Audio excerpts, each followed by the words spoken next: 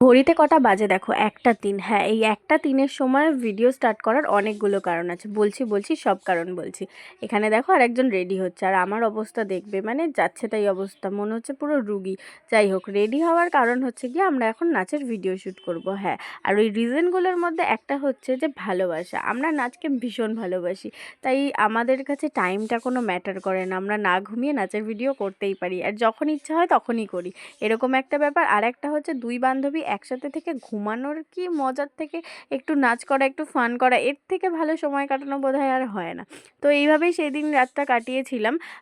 আর মোটামুটি ভিডিও করতে করতে আমাদের 2টো 2:30 বেজে গেছিলো। তারপর আমি রেডি হলাম, তোমরা সবাই দেখতেই পেয়েছো। রেডি হয়ে আমিও ভিডিও করেছিলাম। আর তারপরের দিন ছিল কাকুর জন্মদিন, মানে সোনিয়ার বাবার। তো সেই দিন আমরা গিয়েছিলাম সোনিয়ার বাড়িতে, মানে আমি গিয়েছিলাম। তো সেদিনকে কেক কাটা হয়েছিল, আর ওদের বাড়ির পাশেই এই পুচকেটা ছিল যাকে নিয়ে আমি অনেক আদর করেছি।